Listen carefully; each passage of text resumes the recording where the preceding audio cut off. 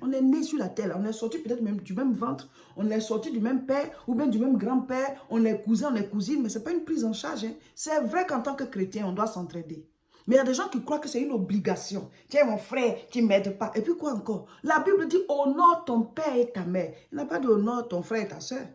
Réveillez-vous, hein. Vos frères, vos soeurs ne sont pas obligés de vous aider. Vous qui jouez le rôle de crâne brûlé, paresseux, vous êtes assis, vous ne vous battez pas. Et les autres se battent et vous trouvez qu'ils doivent s'occuper de vous. C'est écrit où? C'est écrit où?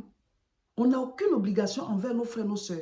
Ce sont des obligations morales, obligations spirituelles. Sinon, dans la loi, là, tu n'es pas obligé. Ceux de qui tu es obligé de t'occuper sont ton père et ta mère. Même si tu n'es pas sorti de leur ventre, mais dès l'instant où ils ont joué ce rôle-là dans ta vie, tu dois le leur rendre. Mes frères et sœurs, là, on le fait par fraternité, par amour. Mais la personne n'est pas obligée. Tu ne fais même pas partie de ses ayants droit. Si la personne a des biens, ce sont sa femme, ses enfants, son mari, ses enfants. Ou alors son père et sa mère. Mes frères et sœurs, là, en tout cas, c'est vraiment, vraiment, si on ne trouve plus personne à qui donner, là, on va aller vous chercher. Sinon, tu ne fais pas partie de ces ayants droit. Vous ne pouvez pas vous battre pour vous dans votre propre vie. Vous ne pouvez pas vous battre pour réussir. Vous donnez du fil à retordre à tout le monde. Vous êtes comme voilà, le fironcle de la famille. Vous êtes comme le panari de la famille. C'est de là-bas que toutes les douleurs viennent. Ça respire tout. C'est de votre côté là-bas. Vous ne pouvez pas vous ressaisir. Vous ne pouvez pas vous dire, bon, ma vie, je dois la prendre en main. Je dois me prendre en charge. On est né du même ventre, mais ce n'est pas une prise en charge. Ce n'est pas la fin du monde. On doit s'entraider. Je ne suis pas en train de dire qu'on ne doit pas s'entraider. Hein. Mais je veux parler à ceux qui ont mal compris la vie. Là. Ceux qui croient que voilà, les frères, les soeurs doivent toujours s'occuper d'eux. Ça devient toute une histoire. Je souffre, on ne s'occupe pas de moi. Qui t'a dit que les gens doivent s'occuper de toi? On est sur la terre, on est né là. C'est comme on nous a mis sur un champ de bataille comme ça. Ou bien sur un terrain. Chacun doit courir. Hein. Chacun doit courir. Non, c'est toi qui es le grand frère. C'est toi qui es la grande sœur. Non, c'est toi qui dois le faire. Où c'est écrit? Ou c'est écrit que c'est le grand frère qui doit le faire. Et pour ça, vous avez des haines vers vos grands frères, des haines envers vos grandes soeurs, des haines envers vos grands frères. Parce que pour vous, ce sont les grands frères qui doivent s'occuper. Tu n'as jamais vu les petits frères qui réussissent plus que les grands frères? Tu n'as jamais vu les petites soeurs qui réussissent plus que les grandes soeurs? Vous n'en avez jamais vu? On est sortis du même ventre, ce n'est pas une prise en charge. Vous devez le savoir. Mais c'est par amour qu'on doit s'entraider. Mais la personne n'est pas obligée. La Bible dit, honore ton père et ta mère. On est obligé de s'occuper de nos parents, pas de nos frères et nos soeurs. Où c'est écrit qu'honore ton père et tes frères et tes soeurs? Où c'est écrit? Il y a des gens aussi qui ont cette haine-là contre leurs grands frères, contre leurs grandes sœurs, comme si le fait qu'on soit sorti du même ventre-là, c'est une prise en charge. Non, ce n'est pas une prise en charge. Chacun est né, chacun a sa chance, chacun doit réussir. Alléluia. Il y a des haines bizarres qui sont dans les familles. Là. Il faut régler ça parce que vous ne bâtissez rien. Toi qui as le cœur impur, là, si tu tombes sur la vidéo, il faut te mettre la parole de Dieu comme un miroir. Je ne suis pas en train de vous juger. Hein. Moi, j'ai prêté ma bouche à Dieu. Ce qu'il dit là, moi aussi, il doit me fouiller. Il doit fouiller dans mon cœur aussi. Mettez la paix autour de vous si vous voulez réussir. On ne bâtit rien dans la guerre. On ne bâtit rien dans les conflits. D'ailleurs, même les animaux ne vont même pas boire dans des eaux troubles. Quand l'eau est calme, c'est là que les animaux viennent.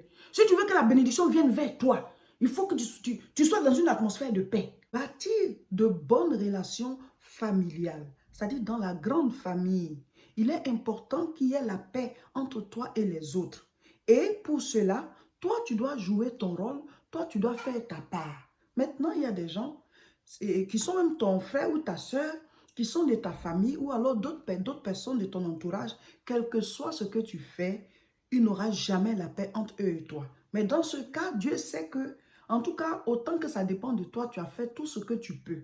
Mais ici, je suis en train de parler du cas où c'est toi le problème, c'est toi la gangrène, c'est toi le caïn, c'est toi le crâne brûlé, c'est toi qui crée les situations difficiles.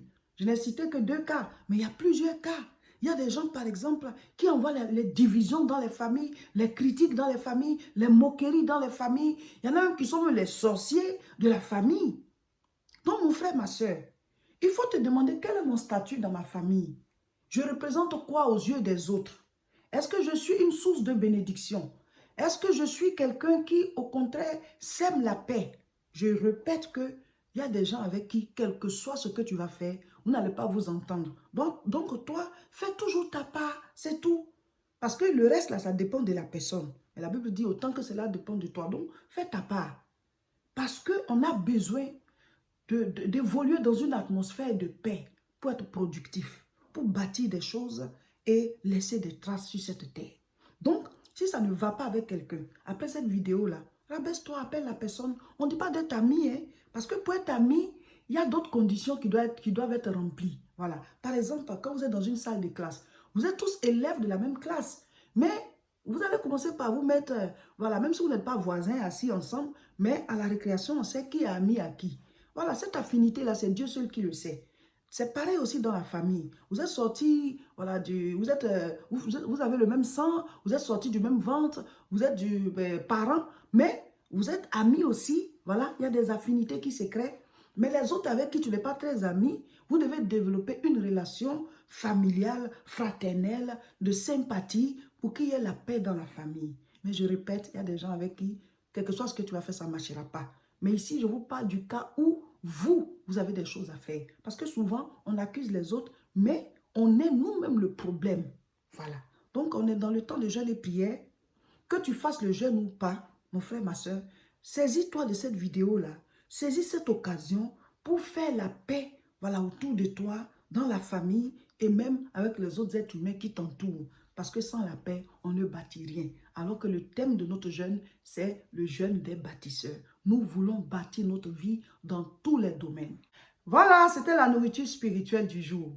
Ce dimanche, on sera au culte, ici à Tourcoing, à partir de 10 h. Rejoignez-nous. L'adresse est 48 rue Saint-Omer, 59 200 Tourcoing. Le mercredi, on sera en direct à partir de 12 h sur nos deux chaînes. Sur YouTube, c'est La Moisson TV et sur Facebook, c'est Réseau International Richesse. Mon frère, ma soeur, prenons courage. Ce jeûne-là se passe tellement bien. Dieu est en train de nous faire comprendre qu'on doit bâtir. Et il y a encore des enseignements puissants qui sont en route.